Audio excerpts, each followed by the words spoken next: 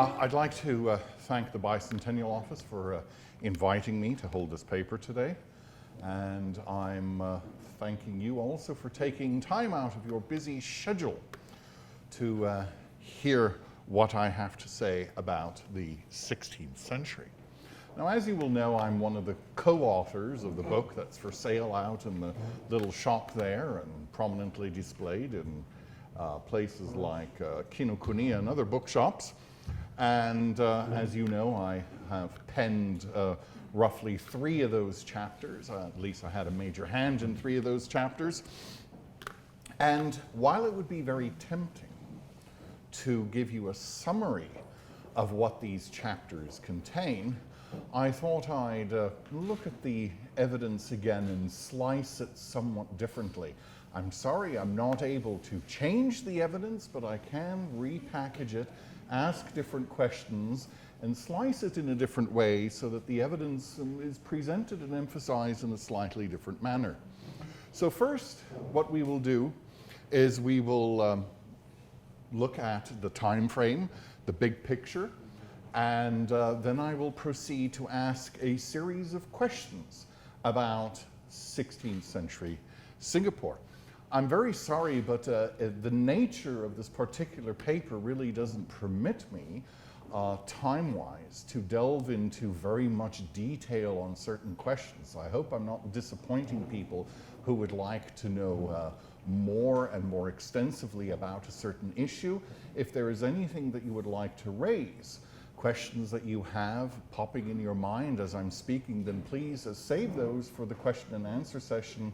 And if there is demand, then I'll be happy to elaborate on one point or the other. Let's first have a look at the period under review. As you know, the book is divided into long and short centuries. This is a historiographical approach that we have taken. You can look at centuries broadly defined as a cyclical event.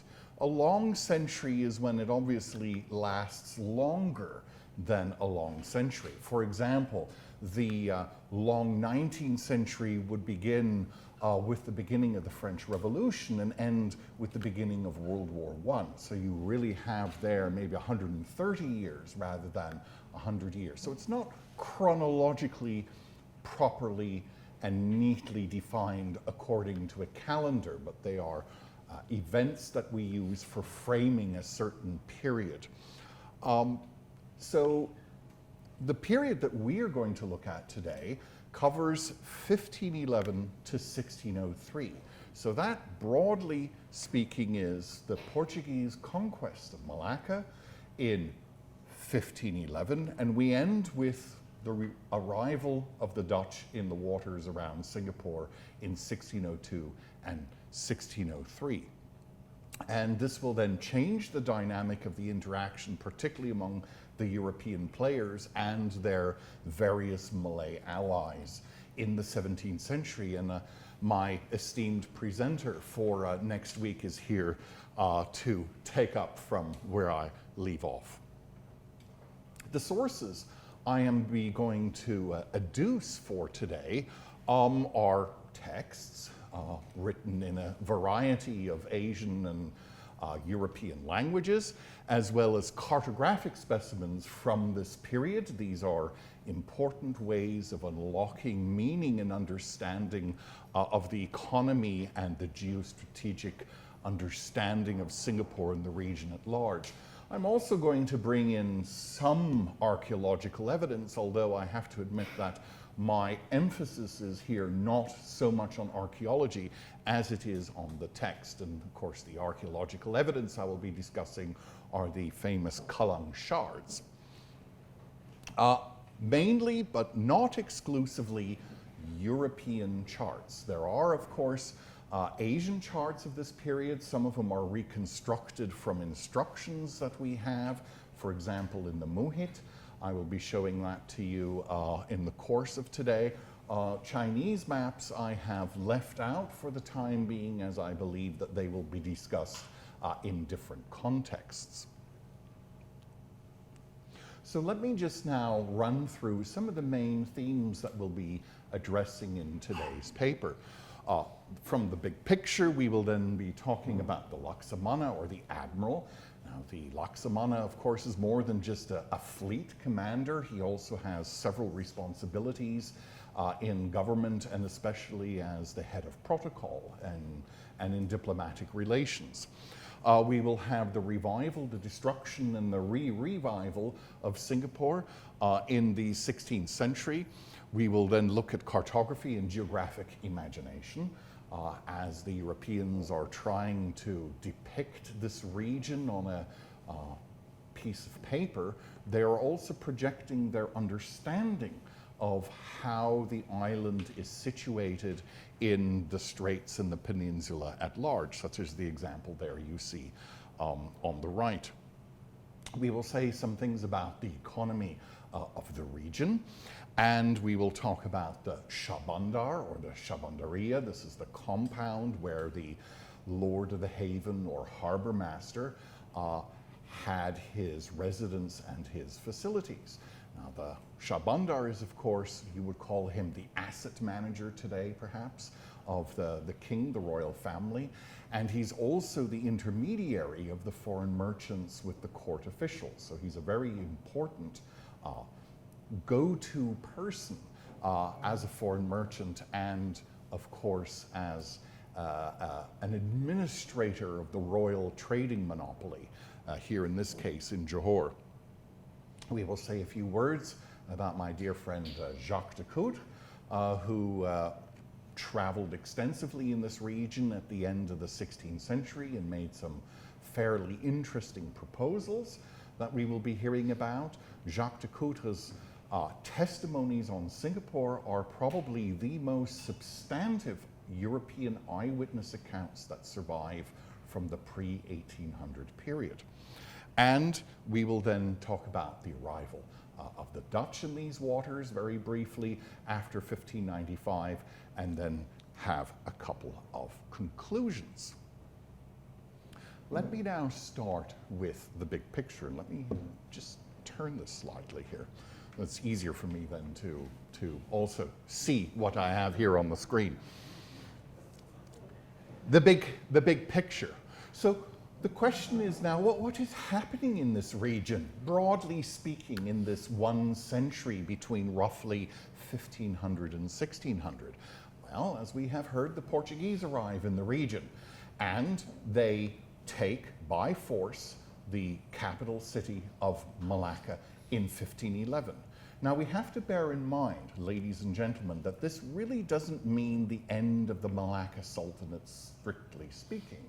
They have just frankly decapitated the kingdom, the polity. They have wrested the capital city and some of the surrounding territory away.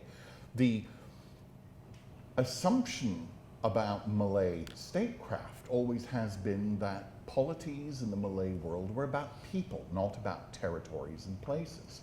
And so when the Sultan flees, he is taking all of these connections and all of these structures of loyalty with him into his peregrinating exile for the next 15 years or so. The real end of Malacca happens in 1528 with the death of Mahmud II, this last Sultan of Malacca, and the founding by his two sons of the Sultanates of Perak and Johor.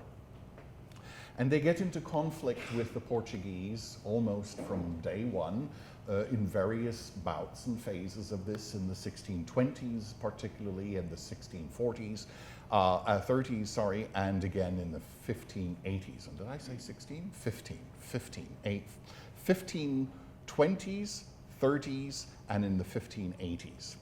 The Portuguese, meanwhile, are using Malacca as their base, and they're extending their trading activities into the region and beyond. Famously, they open up trade with China and Japan in the 16th century, and of course they find their way eventually to the Spice Islands, the Banda and Maluku groups, which are home exclusively to the growing of nutmeg and mace in Banda, and cloves and the Maluku Islands. Meanwhile, further north, Siam is in several different wars against its neighbor Burma. This is important for understanding at the end of the 16th century the revival of the overland trading routes and the revival generally of Ayutthaya as a trading capital in this particular region. Over in the Philippines, the Spanish find their way across the Pacific from Mexico, and in 1567 discover the return route from the Philippines back across the Pacific. And this inaugurates what you could call real, true global trade, because the Trans-Pacific route was the last of the grand oceanic spaces to be opened up for regular intercontinental trade. This takes place in this period after 1567, and importantly, they established their capital in Manila in 1571. Important in all of this, just like for the for the Portuguese, is the trade with China, between China and Manila, and then between Manila and Mexico. Linschoten, Jan Hougen van Linschoten published in 1595 and 96 two very thick books, beautifully illustrated, that have translated into Dutch a series of navigational instructions. Now, we have to bear in mind that the Portuguese kept their navigational instructions a secret in order to keep the competitors out as far as possible. Now, this book is the WikiLeaks of the 16th century. With one bang, this Jan Hougen van Linschoten has put on the table all of the major trading routes in translation for sailing the seas and finding their way to Asian ports and between Asian ports. He collected this information while he was in the Azores, that's an island group in the Atlantic, a very important nodal point for shipping at that point in time, and also while he was serving as the private secretary as the bishop of, to the Bishop of Goa in India. He pinched these documents, collected them, and published them, our WikiLeaks of the 16th century. And finally, we have the Dutch conflict with the Spanish Empire in a war of liberation against Spain through dynastic complications and inheritance. The 17 provinces of the Netherlands came into a personal union with the Spanish crown at the time. They are fighting a war of liberation to shake off the Spanish rule, the 7 provinces in the north versus the remaining of the 17 provinces, the 10 provinces in the south, that later in history would evolve into the Netherlands in the north and Belgium and Luxembourg in the south. At this point in time, these 10 remaining provinces, loyal to the Spanish crown, are known as the Spanish Netherlands. And in 1581, the King of Spain, Philip II, lays claim to the crown of Portugal and gets elected by the Parliament, the Cortes of Tomar, as the new King of Portugal. And the Dutch then extend their conflict to also cover the Portuguese Empire. So this is why they are also fighting the Portuguese at this point in time, between 1580 and 1640. So this is known, at least in this part of the world, as the Luso-Dutch conflict. Luso as in Lusitania, the Roman province, that's an altonym for Portugal. So here are my 7 questions that I'm going to be asking today. Was Singapore just an insignificant place after 1511? And of course you can tell by the rhetorical way that I'm asking this that my answer is no, it is not an insignificant place. How and when was Singapore depicted on European maps of the 16th century? How does this evolve? I will show you this. in a moment. How is the island and the surrounding straits imagined? Imagination plays an important role in cartography. And what does this tell us about Singapore's function or economic role, geostrategic role? What do we know about the Singapore Straits in this period? 5, is it true that Singapore had a functioning port in the 16th century? The answer, of course, is yes. And 6, where was the port in the Shah Bandariyah or the Shah Bandar located? That's a bit more tricky to answer. And what happened when the Dutch arrived in the Singapore Straits? So these are my 7 basic questions that I will be asking, and now I will walk you through the answers. So our first question, was Singapore just an insignificant place after 1511? Of course you can tell from the way I have framed this that my answer is no. It's far more important than that. 1511 is of course important because that is the year the Portuguese wrested the city of Malacca from the Sultan. And Singapore had always served as a base or one of the bases or the principal base, we're not quite sure, of the Malacca Navy, and later on also of the Johor Navy. It is an important place from a geostrategic and geopolitical point of view. The Laksamana, one of the highest ranking officials, the admiral, is said to have had roots in Singapore. The rowers of these Malaccan armada were the Orang Laut. So there is a connection to the Orang Laut in the region, in the islands, as far away as Lingga. They gathered them, they called on them to serve, and they would do so.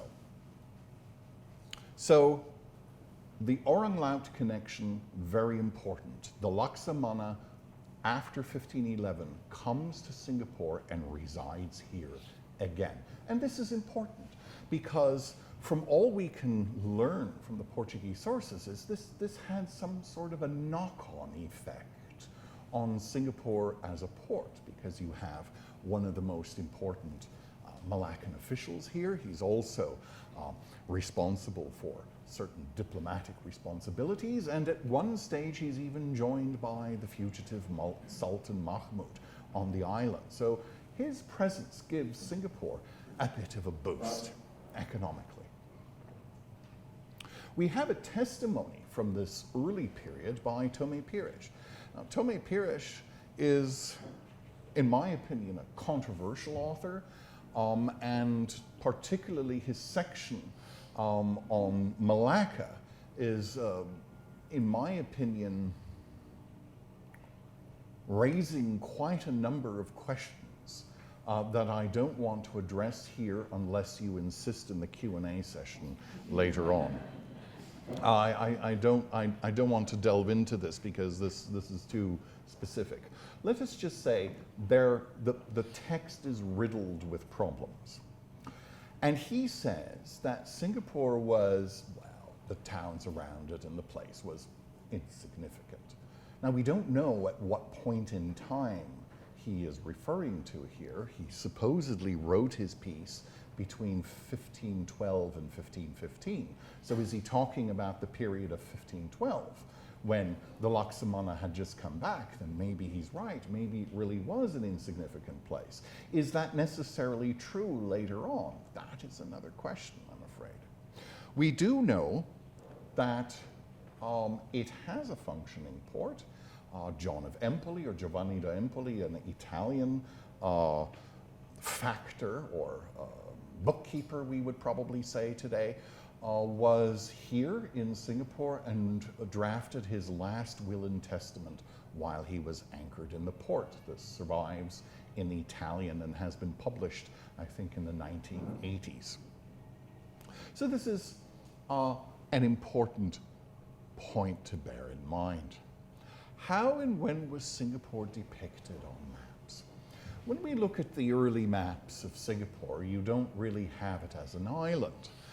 But it is these military campaigns of the Portuguese against the Sultan fighting on Singapore in Bintan up the Johor River, that they are collecting data and gradually putting it into their maps for further reference, to visualize what it is, the world that they have been exploring, and to see how they can gain advantage over their adversaries.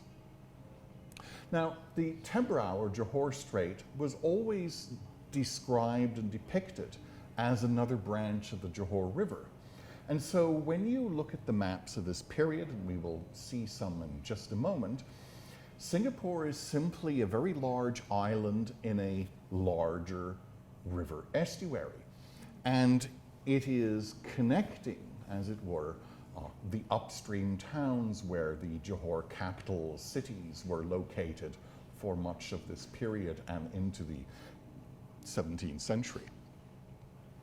It isn't, however, until the 1530s that the Portuguese and other maps begin to depict Singapore as a separate and distinct island. Before that, it was always part of the peninsular mainland, because they imagine the Johor River as just the Tebrau Strait as just another branch of the Johor River. The first time Singapore is depicted as a distinct and separate island is on a map by Gaspar Viegas from 1537. So this is fairly soon after they have been running up and down the Johor River and between the islands in their military campaigns. But maybe for space reasons, there's not much space to put legend on these maps sometimes. These islands, or this island, remained unnamed, as were the neighboring ones as well. And as we go on, the name Singapore is something that appears to be very elastic. It can refer to a number of things. In the very early period, Singapore is a cape, a promontory, but it can also be an island, a settlement, one of several straits, a mountain ridge, and a hinterland. And a reflection of this dreadful confusion that the Europeans have with the name Singapore is in this book here. This is the German encyclopedia from the 18th century. There are 5 entries for Singapore in here with all different meanings and different spellings. This is not something that they come up with, it's just that they are some people in the 18th century trying to systematize and collect and sort data. And what a resourceful person in the 1700s would have been able to find about Singapore by trawling the literature in various languages. So huge confusion about what Singapore is, what it exactly refers to, and what it means. This is the Viegas map. Here on the left you have the full map, and on the right there you see this is depicting at the bottom of the peninsula an island that is painted there in gold. Don't get too excited, it doesn't really mean anything. I think it is just for decorative purposes. It doesn't mean that these were a separate kingdom or anything like that. It's just purely for decorative purposes. But it is very distinctly an island. In a larger estuary you see there where the Johor River might be, and how it is perched and sits in this larger area. And this is in the 16th century how it continues to be depicted, often anonymous, but usually as a sort of a kidney-shaped here, a kidney-shaped island here. Here is a bit more elongated here. This one looks like the other map more, and that one is a variant of the same thing.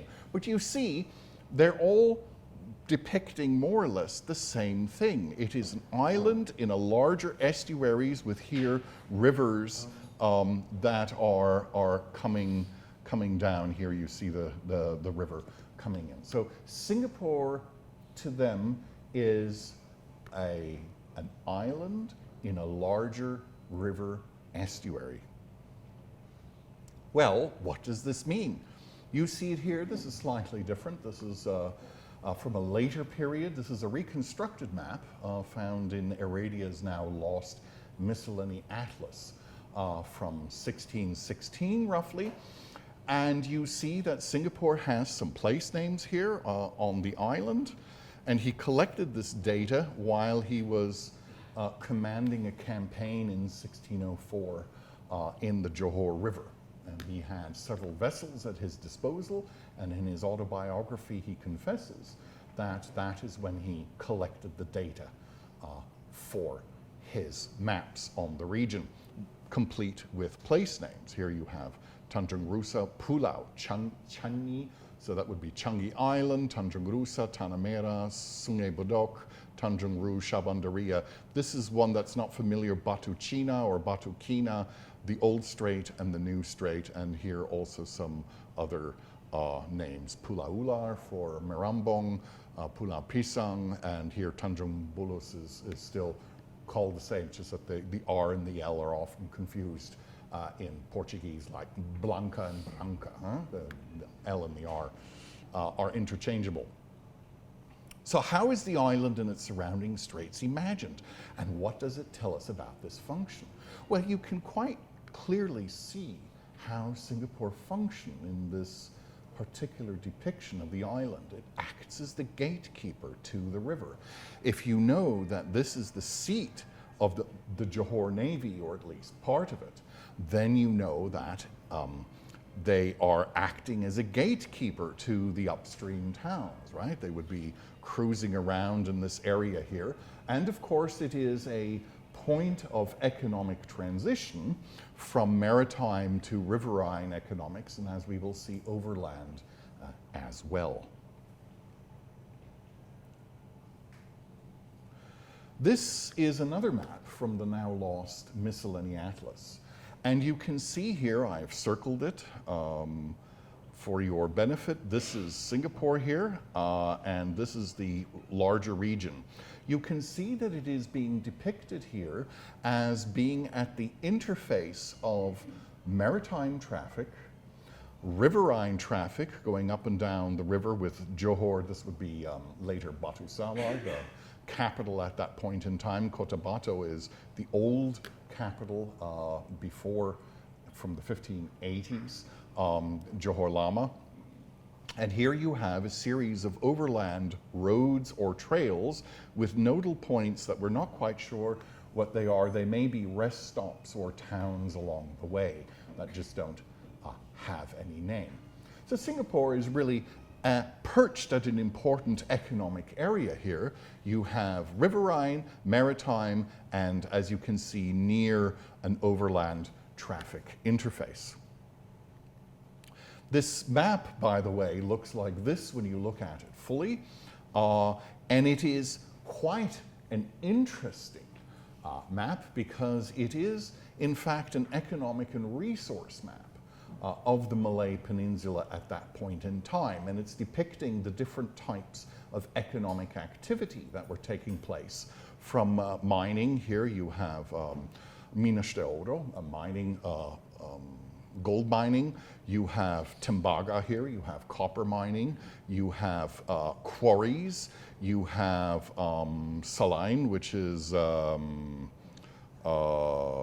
tin mining, usually here around here in this in the Perak area, and again these overland trails that also interlink the different riverine systems that are depicted in a fairly exaggerated manner.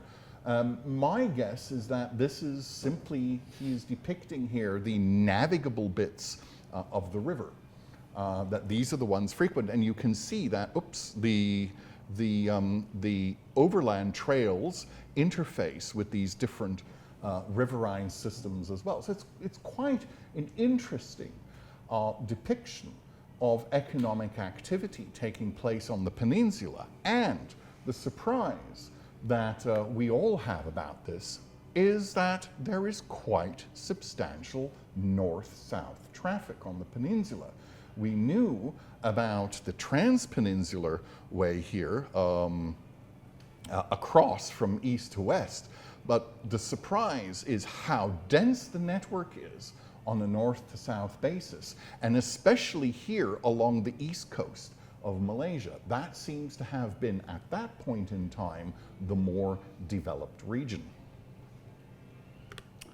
If we superimpose this onto a modern map, this is done by Mok Lai Ing, it looks roughly like this.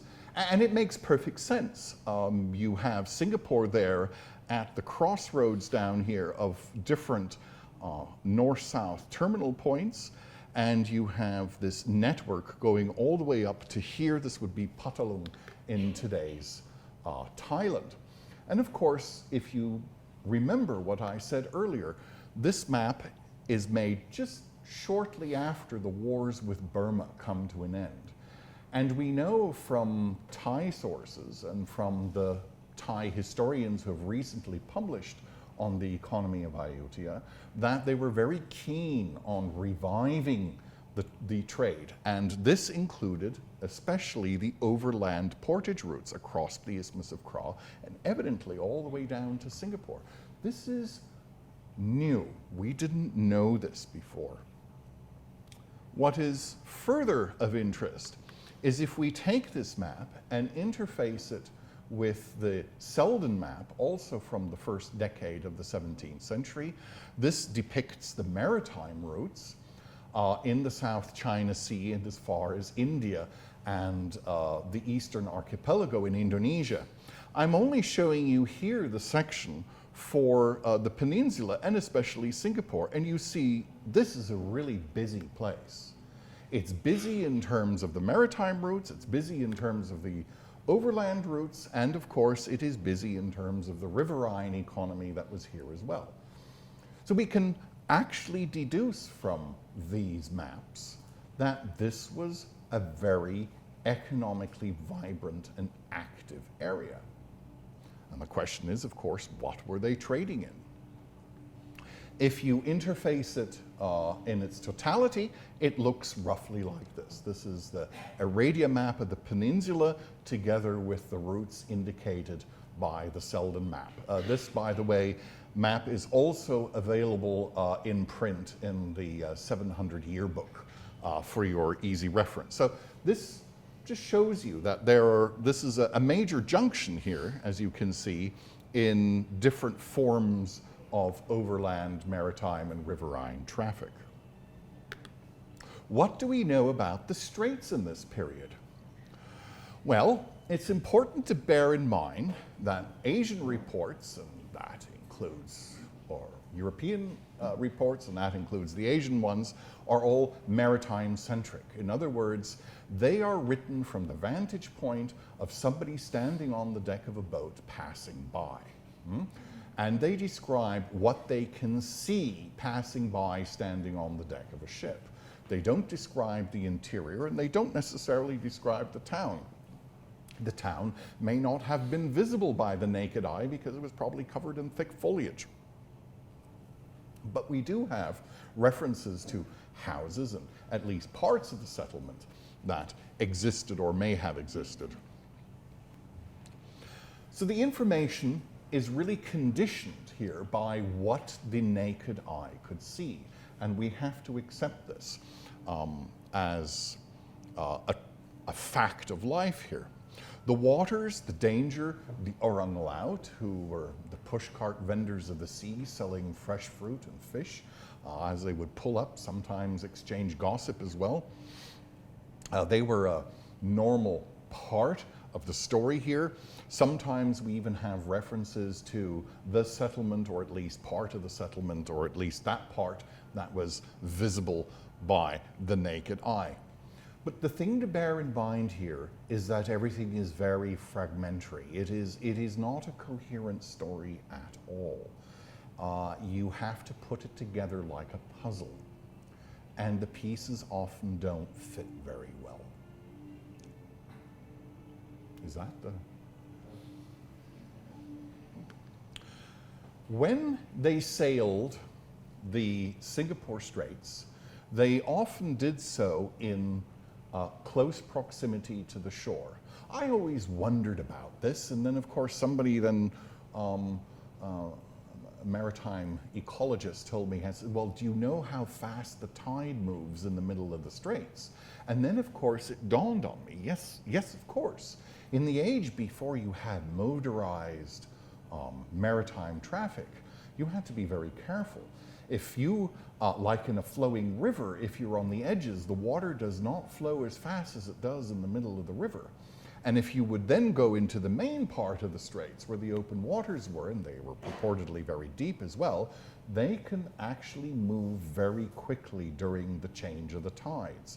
I understand that during the monsoon season, northeast monsoon, they can go between 2 and 3 meters a second. That's very fast. And if you don't have a motor, and your cable or your rope or your chain is not long enough to hit the bottom if you need to brake with an anchor, then you're in trouble of smashing into some rocks. So they preferred to hug the coast where the waters were not moving that fast. I understand that they move between 30 and 50 centimeters a second.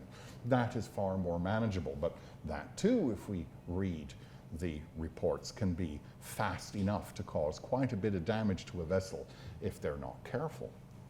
So the old strait comes in here, oopsie daisy.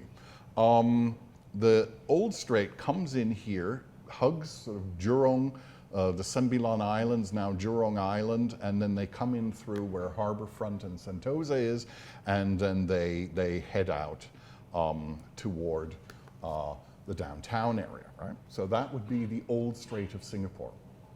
This was in use until the 1580s, when the Portuguese and Johor had an ongoing conflict.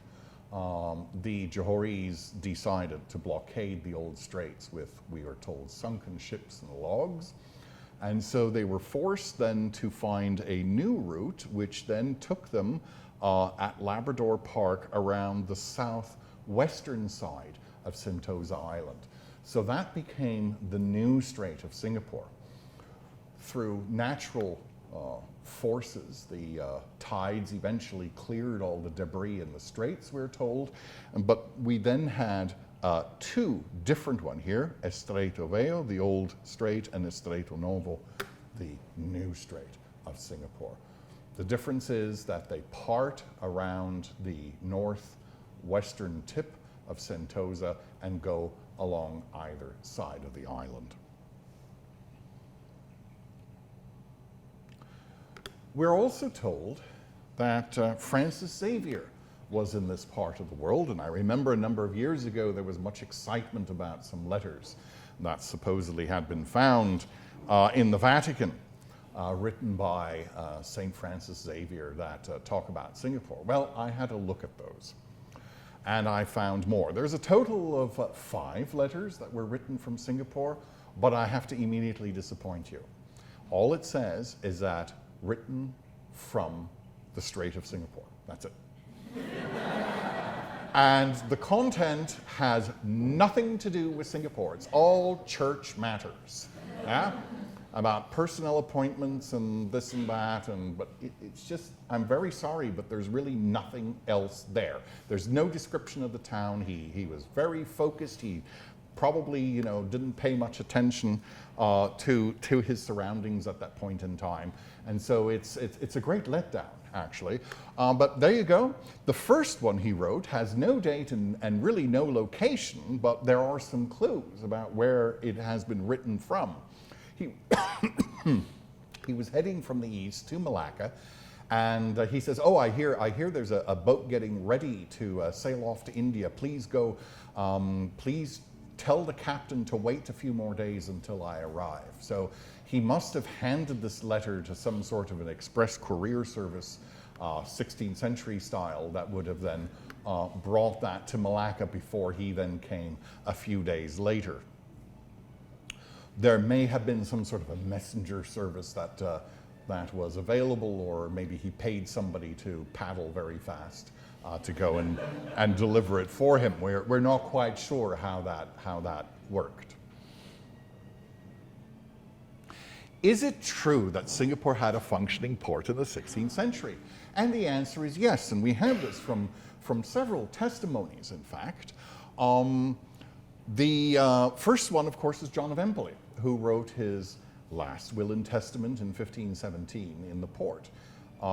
Then we have evidence from Bras de Albuquerque, the son of Alfonso de Albuquerque, the conqueror of Malacca in 1511, who in 1557 published a series of documents. And one of them says that, yes, there are ruins to be seen in Singapura, which is evidence that there must have been a great city there at one stage.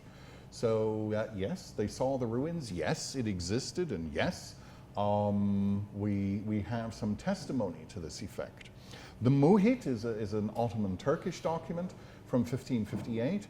Its author probably never made it to this part of the world, but he probably simply did a Linschoten.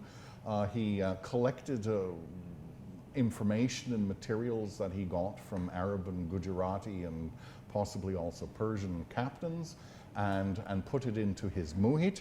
There we read of a Bandar Singapore in 1558, which in the reconstructed map, based on the manuscript in Vienna, you see here Bandar Singapore has been indicated.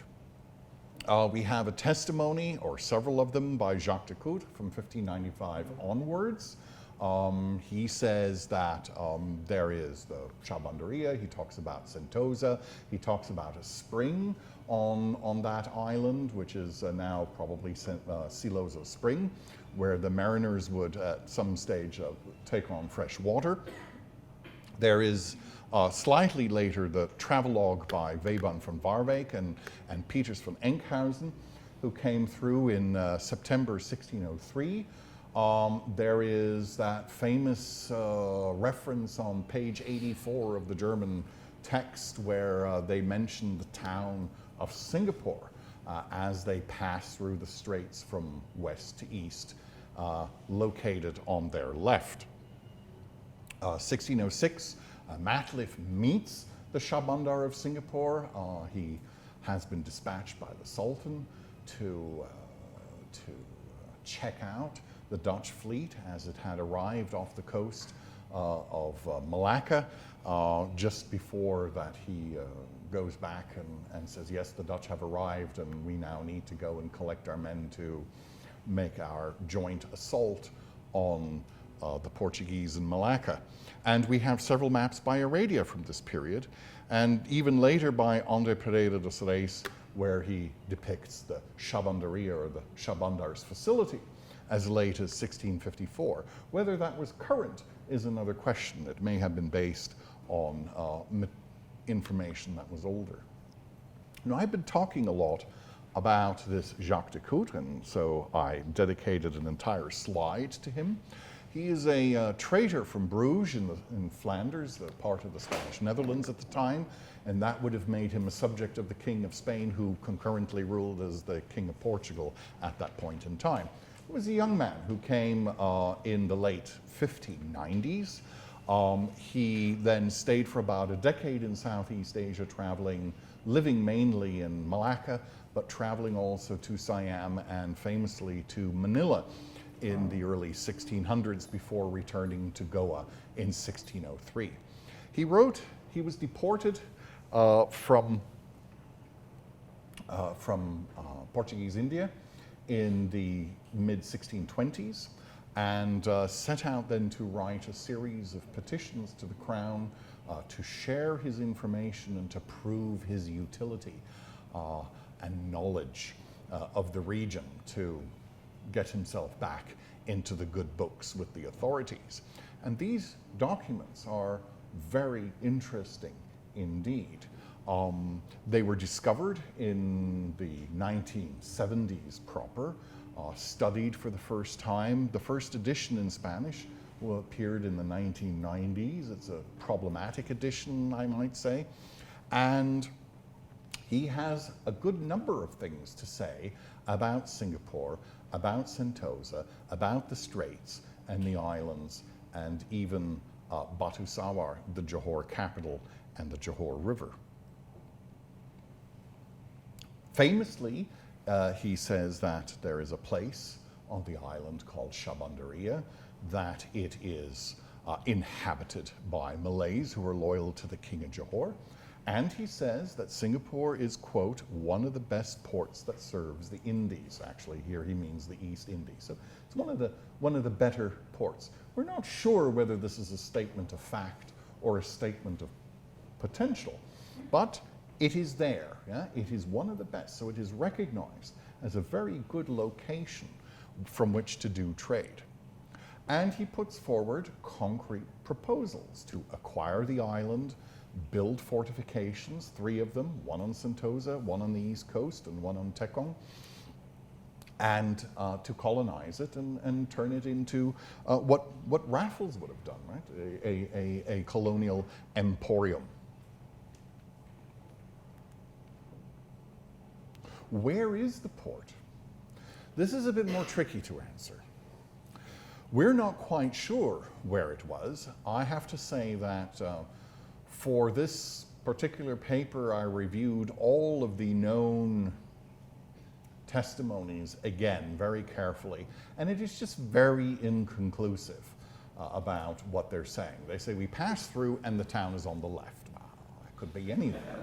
That could be anywhere. And unfortunately, these documents don't quite give you the detail that you want and need, nor do they give you any details. And I'm sorry, but the nature of these documents is this way, and they're often rather useless. May I say, I've said this before in several papers, but the documents are what they are, warts and all, and they often don't give us very much information to hold on to. I mean, they will say things like, and there were natives standing at the beach. What can you do with a statement like that? What were they doing on the beach? Yeah, were they waving to them? Were they, trying to throw spears at them? We don't know. We just don't know. There were natives on the beach. Yeah? Oh, were they fishing? So when we look at all of the testimonies in question, there are 2 locations that would come in question. The first one, of course, is at the mouth of the Singapore River, where the Temenggung later had his domicile, and where Raffles supposedly landed in 1819. There's another alternative, and that is around the confluence of the Kalang, Gelong, and Rochor rivers. Around, let's just call it around Kampong Glam today. So that at that end, further to the east. That's another possibility, and it makes sense to have a distribution center there in the east, because presumably those 3 river systems were also used to access the interior parts of the island by paddle boat, for example. Right? So if you wanted to go into further interior into the island to either bring in or take out produce, that would have been ideal as a sort of the early modern road system in Singapore. The latter site also came into view with the discovery of the so-called Kalang shards. I'm not going to give you the details of how they were discovered. That's rather mundane and boring. But let us just say that in digging for the Benjamin Shears Bridge, they dredged up, literally, some blue and white porcelains from the Wanli Emperor period, which you can see here, 1573 to 1620.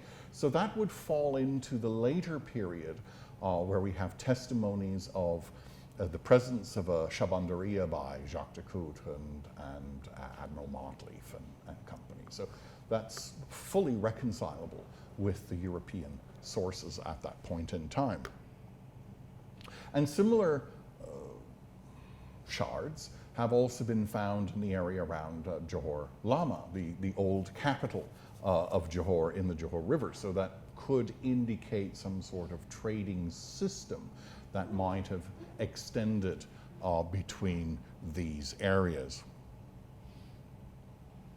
So based on these maps and legends, it is surmised that the Shabandar's compound might have been located further to the east, right, there in the area of the confluence of the Kalong Rotor and Gelong rivers, or let's just, for the sake of simplicity, call it around Kampung Glam area. And you can see here on these old maps, I have dredged out two of these.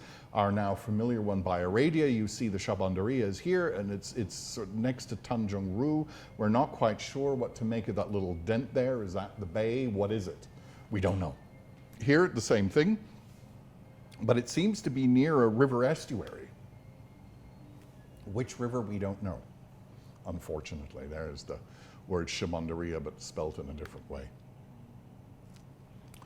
So you can read up on this, the details in the book on pages 94 to 96.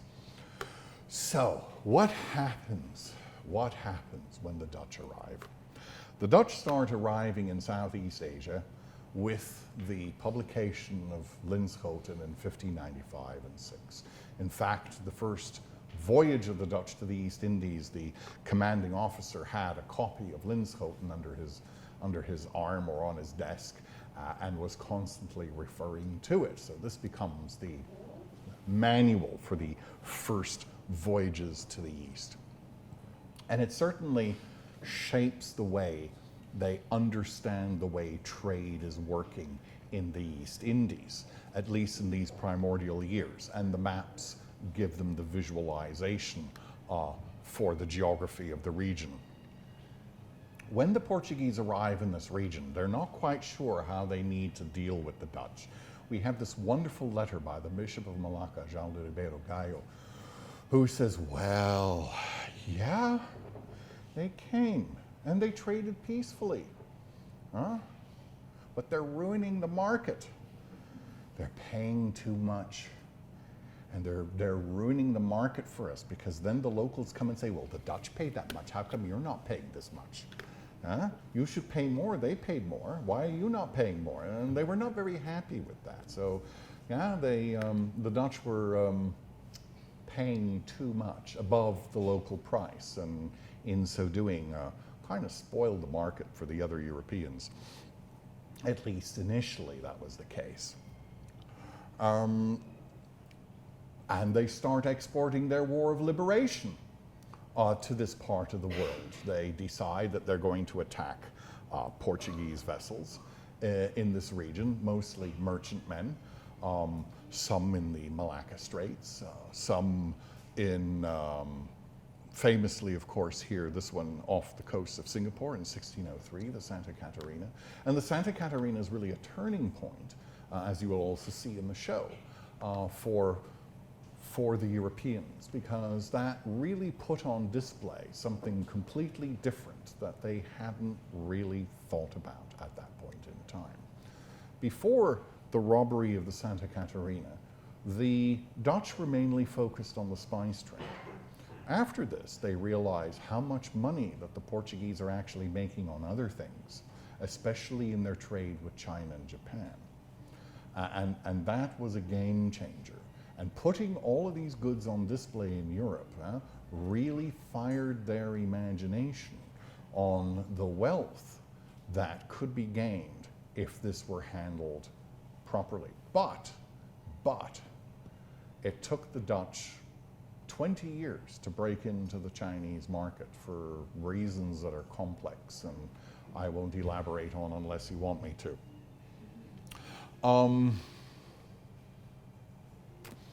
And the Santa Catarina incident shapes not only the way the Dutch envision their future trading relations in Southeast Asia, it also shapes the ideas of free trade as well as international maritime law, because the case was dragged through the courts for quite some time. A young and talented lawyer at the time by the name of Hugo Grotius, a right-hand man of the senior statesman in the Dutch Republic at the time, was given the task of formally justifying the case.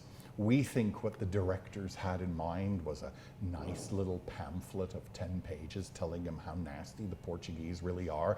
And what did they get? They got a 240 folio page treatise in Latin on the just war and prize taking, the theory of that. And that was his first engagement with international law. And of course, he would, 20 years later, not quite, 15 years later,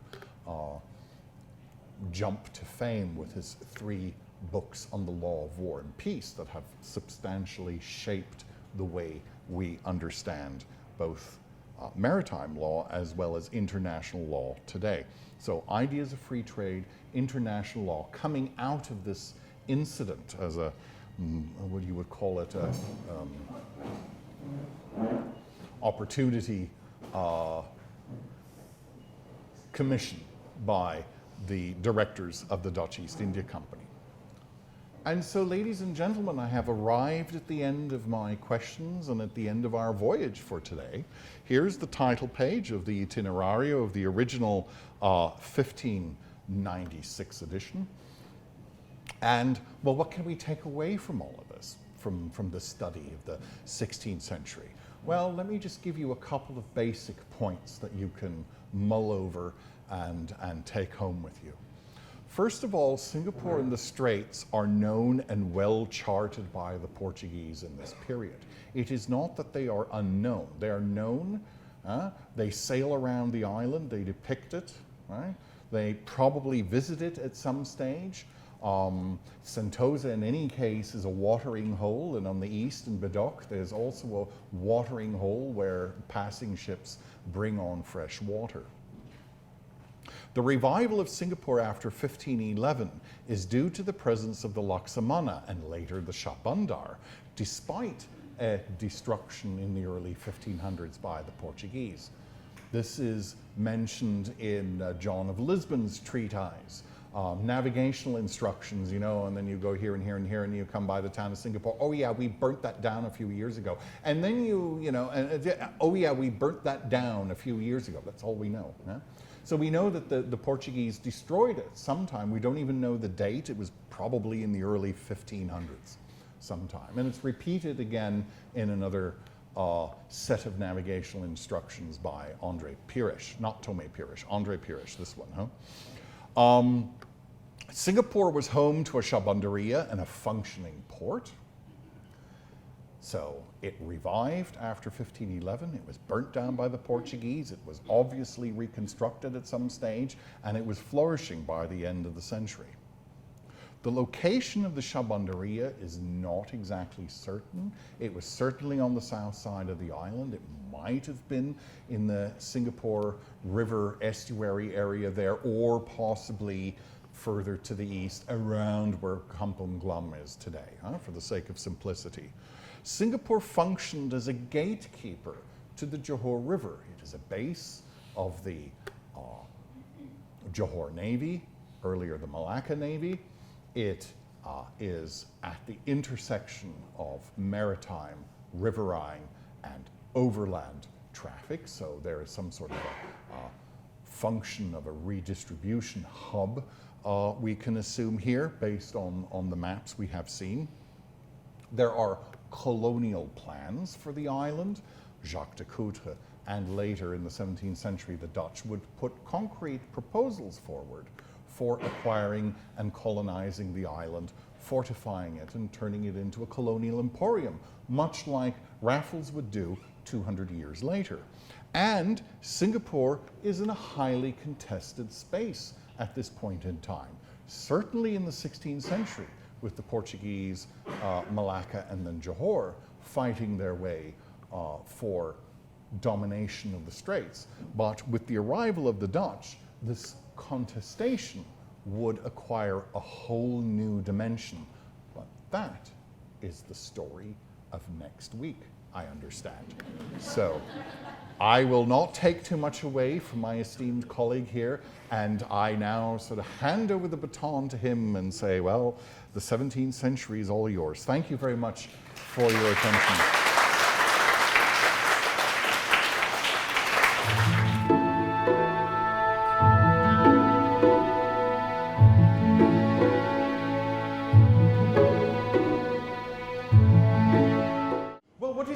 What was the motivation for publishing WikiLeaks, right? You want to inflict as much damage as possible.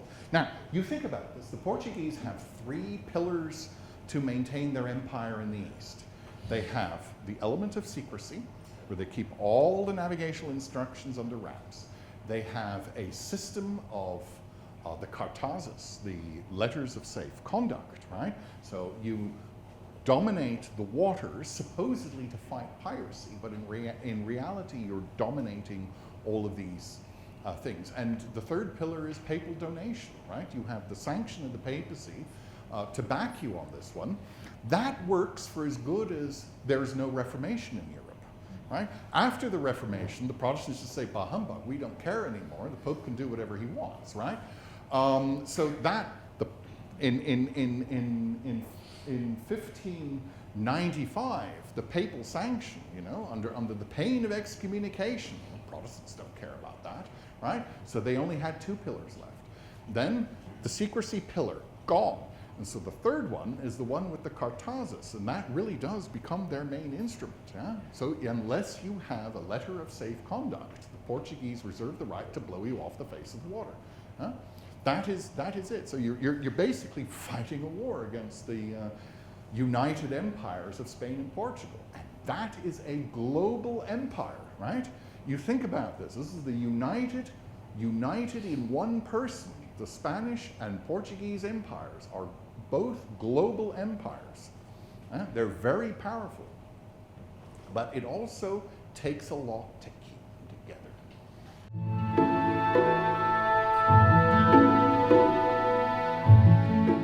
The deal in 1581 is not to incorporate Portugal into Spain. So the deal is the Cortes of Tomar tell the King of Spain, yes, you can become the King of Portugal, but the condition for this is that you have to continue to run these two empires separately. You're the king of both. And it's a nightmare. It really is, because if you need to communicate through different channels of your empire, you have to go either, especially in this part of the world, if you want to communicate through the Portuguese side, you have to communicate through the Viceroy in Goa. And if you want to communicate to the Spaniards, you have to communicate via the Viceroy in Mexico to Manila. And you're the same person, right? And you have to give instructions around two different parts of the globe so that they're both informed. And yes, they do. They do. When it looks like the Moluccas are going to be taken by the Dutch, they decide that they're going to join forces. And what a disaster that turned out to be. Now you have to realize this is in an era of before WhatsApp and communications, right? And here you are. And the story is actually very wonderful because this is actually 17th century. Are you going to talk about that? Yeah, he's going to talk about that. He's going to talk about that. So this is in an era before WhatsApp, huh? And I don't want to take too much away but yes, they do. And they do a similar, you're not going to talk about this one, and they do a similar thing in Brazil. Here, in this part of the world, they're not very successful. In Brazil, they throw the Dutch out of Brazil. There, they're successful.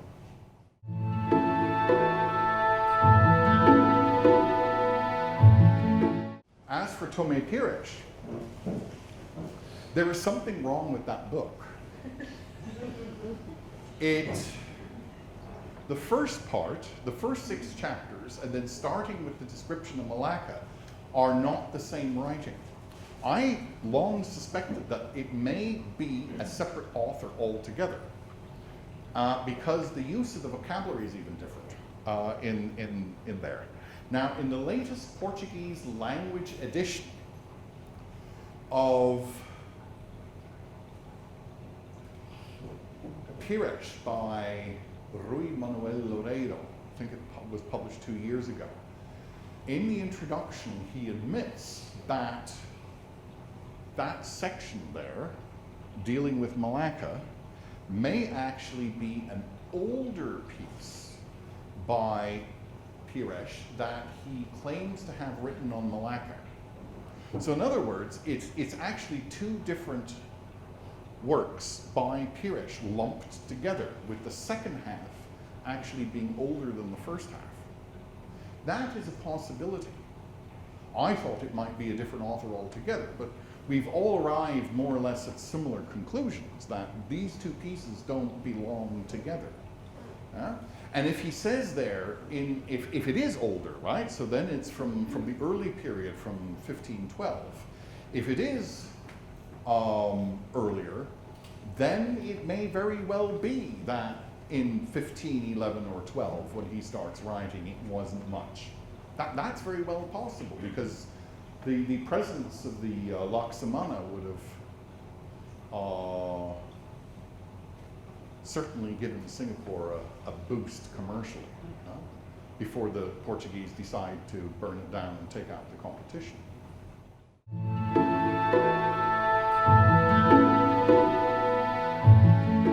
Oh yeah, of course. As for European travelers to this part of the world in the period before, Vartima, for example, supposedly was in Malacca in 1510.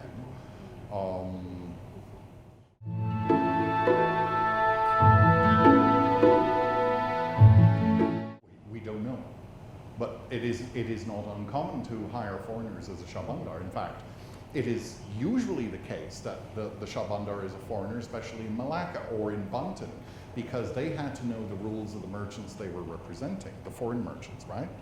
And their ways of doing business. And you are the go-to liaison person with the court. So you're probably the highest official status that a foreigner could achieve at a Malay court at that point in time. So it's possible. He may not have been Malay. He may have been Orang Laut or something else. It could be. It could very well be. It really depends on what he was representing and what kind of business he was doing and with whom. We do know that there are quite a number of Javanese traders coming to Johor at that point in time, so he might have been Javanese. That wouldn't surprise me either.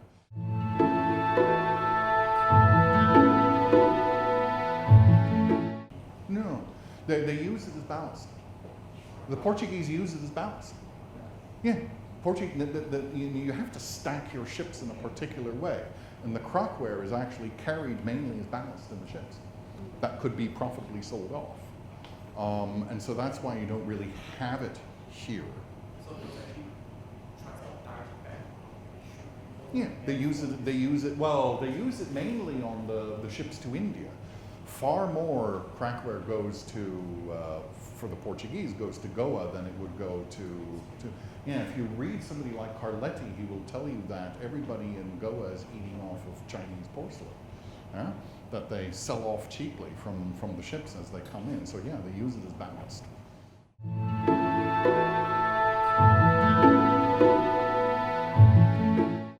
You see, when the Dutch arrive in this part of the world, there's one thing that they don't realize, is that you can't procure a cargo very quickly. Because in the spice trade, the harvest and next year's harvest and the harvest after that had already been committed. It's already sold in advance. So what do? You sit around, twiddle your thumbs, and wait for the 3 harvests from now. That's not a proposition if you're a profit-making operation. Right? So this is why they had to set up factories. They then need to have somebody on the spot who is there collecting cargoes for that when the ships come, that they don't have to wait all the time. That's why this factor system comes in. So in the early period in 1602, Heemskerk doesn't have a cargo. He has nothing to take home. He has very little in his hull. So they decide they gotta rob it from the Portuguese instead.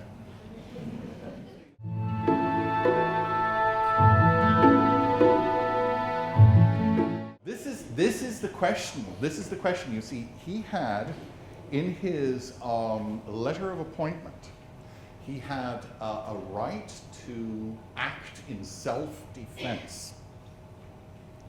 What does that mean? It probably means, or the intention behind that was, if you're being shot at, yes, you're allowed to shoot back, yeah, right? But he didn't do that. He's actually going and hunting these guys, yeah, sitting there lurking in the waters, waiting for them, That's a different thing. So actually, what happens is in the courts in the Netherlands, they say, this is iffy, because he doesn't have a letter of marque. He does not have a license to rob under the laws of war. You needed a license, a letter of marque to do that. And then there were certain procedures that you had to follow.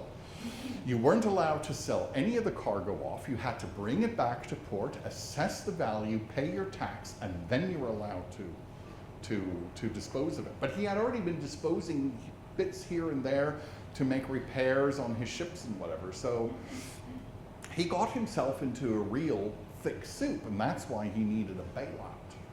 And of course, the Portuguese are contesting this. In fact, the Spanish ambassador in London had received urgent notification from Madrid and Lisbon that should the English spot the Santa Catarina sailing up through the English Channel, that they would have to apprehend the vessel.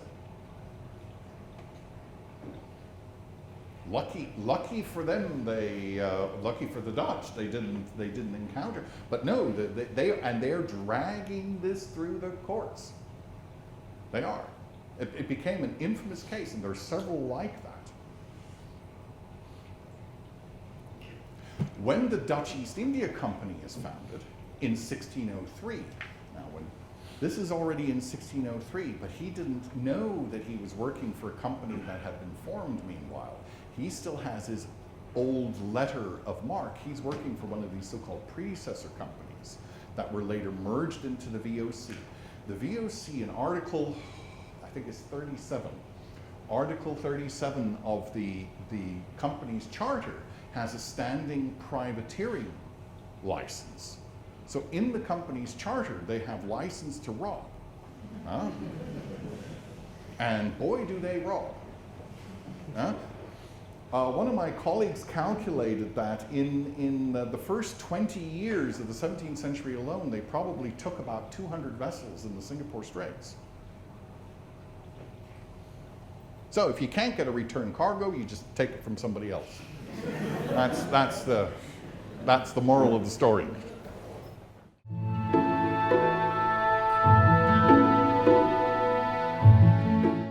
Well, yes, there's mention of violence. But of course, the Europeans are just as bad at pirates as everybody else is. Yeah, I wouldn't. This big rhetoric about piracy really starts coming up in the late 18th century, where they step up their anti-pirate rhetoric because they need to assert and defend their monopoly. And it becomes very prominent after the Anglo-Dutch Treaty in 1824, where you've now created spheres of influence and a notional border through the Singapore Straits. And anybody who didn't fit into that particular type of activity that you approved of were labeled pirates. Now, I need to also add to this that the way, piracy or pirate in a European language has certain serious consequences, just like you label somebody a terrorist, right? If you label somebody a pirate, the assumption is that the party that you label a pirate has withdrawn from themselves from the protection of society and law in general, and you have license to blow them off the face of the water without any consequences. Yeah, springing up pirates and killing them is a good thing, right? You're freeing the seas of, the scorch and the scourge of the pirates, right? Well, you blow them off the face of the water. So you label somebody a pirate, and that's basically license to get rid of them. Yeah? Without any consequences, without any sanction, because that's a good thing, right? Getting rid of pirates. So it becomes a rhetorical instrument more than anything else in the 19th century. Yeah? It's very blurry in this period. That the Orang Laut are a bit violent, but who wasn't at that point in time? Huh? Who wasn't violent at that point in time? And certainly the Europeans can't go and shout at anyone and point fingers or throw stones. They're just as guilty as everybody else. Yeah?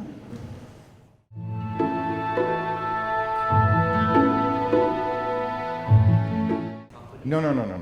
This is a project done during the German Enlightenment. And they're collecting like you would do, right? You're amassing and ordering information, which was the trendy thing to do in the 18th century. You had so much information, you needed to order it somehow, right? So what you're doing is you're plowing and reading all of the existing literature and reviewing it at the point in time. So what I'm saying is, this is nothing new that they're presenting. What it does is that it reflects, A, the state of confusion over this name, because there are 5 entries on this under different spellings. And it probably also says something about the methodology they used to do this. 2, it is simply a reflection of what a resourceful person at that point in time would be able to find. That's the only 2 things I'm going to say about this. They're not really creating any knowledge, it's about ordering knowledge, right? How do you order the knowledge? So here it is according to theme and name and alphabet, right? Shall we have one last question? It's in 55 volumes, so it's almost as long as this row of chairs here, this encyclopedia. It's huge.